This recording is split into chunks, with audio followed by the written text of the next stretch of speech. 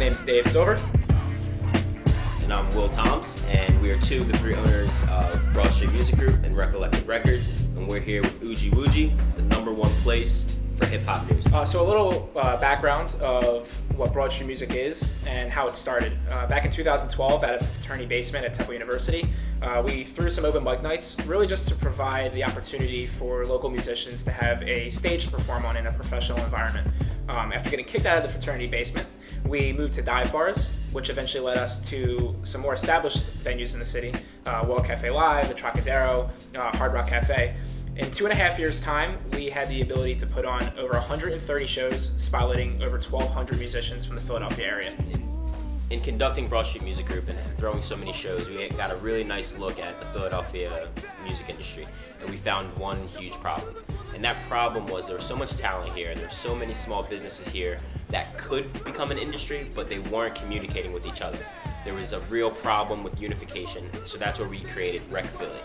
Rec Philly is our unification campaign to bring all these pieces, all these individuals, all these brands, all these artists together, from recording studios to entertainment lawyers, everything to create a workflow for one artist to be able to get everything they need, almost like a one-stop shop, in order to take their careers to the next level here in Philadelphia, as opposed to going to New York and LA and all these other places where they feel that they need to go in order to further their career. We plan to revive the music scene in Philadelphia by being a resource provider. We have tons of resources here in Philadelphia, and like I said, everything is so siloed. People aren't working together. So we kind of want to be that emulsifier that brings all these different brands and artists together to help them out. Take an artist who may be super talented but not have that direction, might not understand exactly what steps they need to take to progress their career, and help them with that. Pair them with some people who can give them that direction, and pair them with all of these resources that they need. Resource providers at the heart of it all. On top of that, we have an event schedule that we're looking to roll out 30 days before we launch this campaign for our public funding campaign. We're looking to host 30 events in 30 days. Each event is to be placed in a different neighborhood with a different brand, with different artists, and with a different theme that all embodies Rec Philly.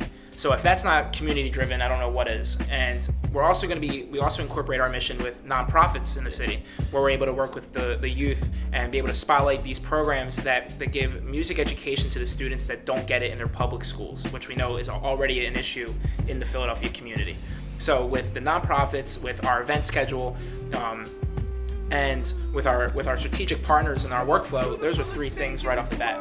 You know, Philadelphia 50s and the 60s and the 70s was a music town, and it was really sparked in its highest point with Gamble and Huff and the Philadelphia International Records.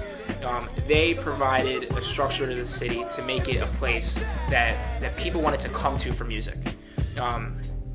And now you look at in the 90s and the 2000s, Philadelphia is classified as a secondary music market. It is the fifth largest network in the country, yet we are a secondary music market. And people skip over Philadelphia when they come here for national tours. Now, why is that? What is the reason for that happening? You know, is it that we don't have the services that give the artists the reason to come here? Is it that we don't have the talent to make it a top city? And I think both those answers are no. I think we have those things here. The question that needs to be answered is, or I think the answer to why is it not a secondary market is that it lacks collaboration, it lacks unification, which is what Rec Philly is all about.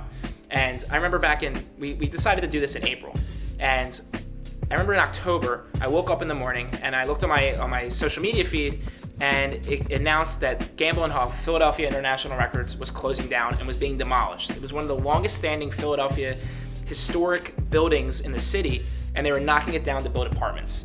And in the paper, the question that they ended the article with was, who is next to lift this city's music community? And this is where we're in the heart of doing what we're doing, building what we're trying to build with Rec Philly. And I remember I texted Will, I'm like, dude, this is it. This is our time.